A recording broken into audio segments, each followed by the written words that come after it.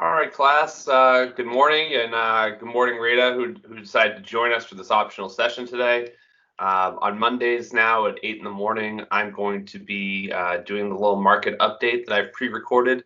I will still pre-record it for everyone to comment on, like we've been doing the last few weeks. But I wanted to give us a chance to have some time to have some live interaction, as well as class discussion. That is optional, and as well as discuss, the current events, that we've been reviewing. Um, One thing I'll mention today, you have a lot of earnings coming out this week. Well, I shouldn't say a lot, a fair amount of earnings coming out this week. It is the kickoff of earnings season. Earnings season usually starts the week following the quarter end. And I believe on Thursday we have Pepsi reporting their earnings. Now, what's interesting about Pepsi is actually it's more snack focused of a company than it is focused on just beverages. And the other aspect here that's interesting is that they're not as exposed to bars and stadiums as, let's say, Coca-Cola is. So one thing they're going to be looking at is the persistence of the earnings of Pepsi. Are the trends for staying at home positive? Let me switch to this little calendar I have here, which I usually post to LinkedIn. In terms of the overall market, the market has still been a little bit challenged. You've had 4 weeks, I believe, of negative returns in the S&P 500. So it hasn't been any a slow bleed of down 10% from its all-time highs approximately.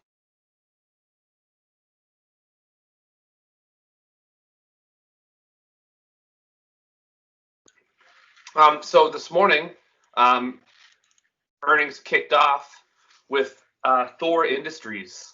Thor Industries is one of the largest, if not the largest, RV manufacturer in the U.S. They're also a play on the stay-at-home economy, or vacation at home, or I guess with RVs, you're actually bringing your home with you to vacation. And will people continue to buy RVs? The RV industry was already on a roll because of millennial buyers, baby boomers retiring, but the COVID could have given this a second life. On Tuesday we have McCormick, the spice maker, as well as Micron, the microchip maker. McCormick will be another stay-at-home story, or people cooking at home. Micron is a memory chip maker. They're pretty much a commodity, meaning like the chips they make are, not all that different from other memory chips, but it's really a state of the industry. And then really you don't have any other earnings until Thursday, where we get Pepsi and Bed Bath and Beyond, as well as Constellation Brands, the maker of Corona beer.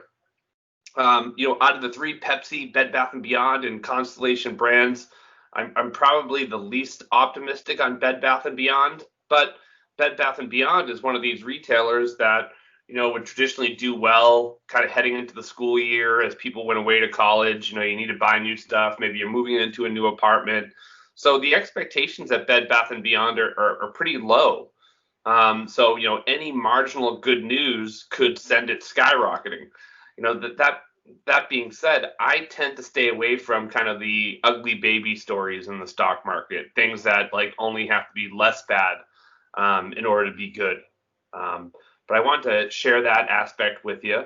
The other thing with Thor, going back to what happened this morning, one piece of data that I look at, and I'll switch screens here for you.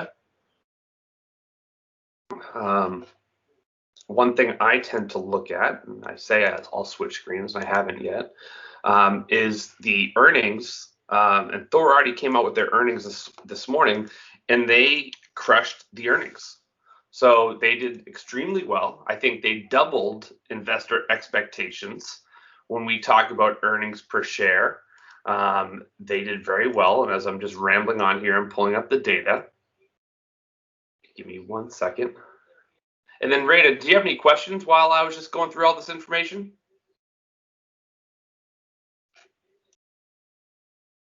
No, that's fine. Sorry, did you hear me? Yeah, did you have any questions? Yes, Tesla and Apple.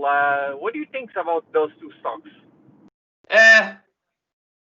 Not too excited about Tesla. Apple, fine. You know, like I'll own Apple in a lot of my accounts. But you know, it's not. How do I say this? You know, at this point, given Apple's rise, I'm not excited to own it as maybe I was a year ago. Oh, okay. So this is Go ahead. Yeah, because a lot of my coworkers, they keep talking about it, and they want to throw up some like 3,000, 5,000, 6,000, and they say we're gonna leave it for 5 years, and maybe that will double. Yeah, you know what? That's possible. But, you know, also laws of large numbers, you know, it gets harder and harder for Apple to double given its already large size. Okay. Oh, that's a good point. Yeah. So let's look at Thor for a second because we talked about Thor. They reported earnings. Earnings were really good. We can see here that they reported an earnings per share of $2.14 versus expectations of $1.36. What happened? How did this come to be? Well, towable RVs, meaning RVs without an engine, came in a little bit below expectations.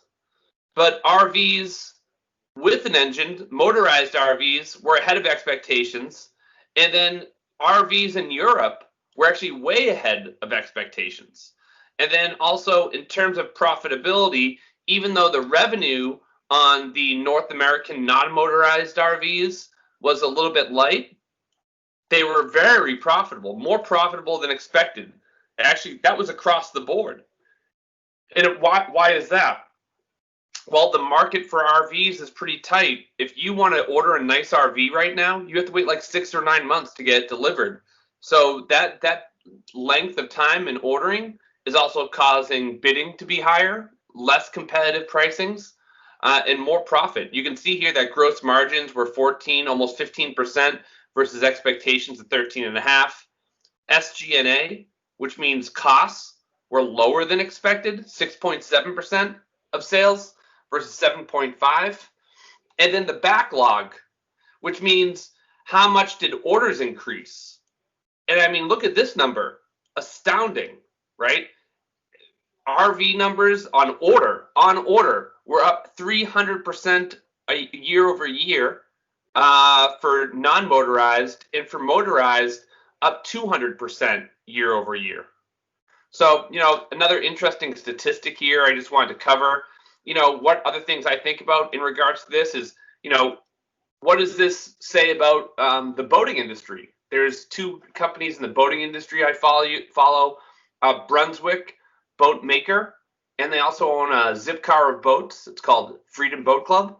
And then on the smaller side, there's Marine Max, and Marine Max is a boat seller. So they don't make them, but they sell them like a dealership. You know, the last thing I'd mention for today that's coming out this week is the jobs numbers. The jobs numbers are come out on Friday, and unemployment is supposed to drop expectedly to 8.2% from 8.4%. You know, anything less than that would be considered a disappointment. So that's really all I had for you guys today.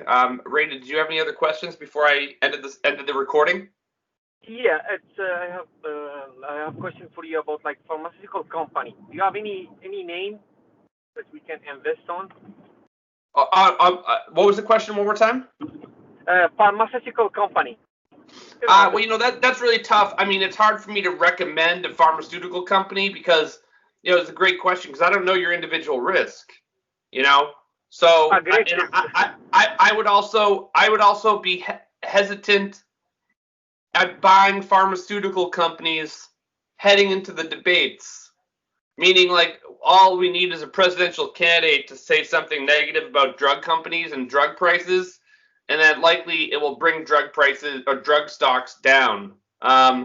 So, my opinion could change if drug stocks go down 5% after the debates or leading up to the election. Well, maybe it's a chance to get in. But like as a right this second, I mean, but like what would I recommend you to look at instead of recommend? Look at the big names. Johnson and Johnson, Pfizer. They're diversified. They're large. You're not going to hit any home runs with these names, meaning it's going to be, you're not going to double your money overnight. However, these are names that you could probably hold in your portfolio for long periods of time and not have to look at them every day. There are a lot of biotechs out in the market that are very speculative, meaning they make no money, they're not profitable, they're constantly losing money, and they hope that they discover a drug in order to become extremely profitable. The problem is investing in those names is more aligned to gambling than it is investing because of the luck involved in getting it right. One other name that's a biotech that's been in the news a lot is Moderna, but they're associated with some gene therapies as well as coronavirus vaccine. But again, I'm hesitant to invest in any like hot names. And Reid, I don't know what you do for work, but one of the things I try to stay away from is if there's a stock that all of like my friends are recommending, like not coworkers but friends, those are the stocks I try to stay away from because who else is there to buy them besides your friends? Like it means the market going forward for that stock might be limited. But great question, thank you. You're welcome. All right, we'll end the recording there. Rita, you can hang out for a second, but we'll end the recording there, and I hope you guys have a great week.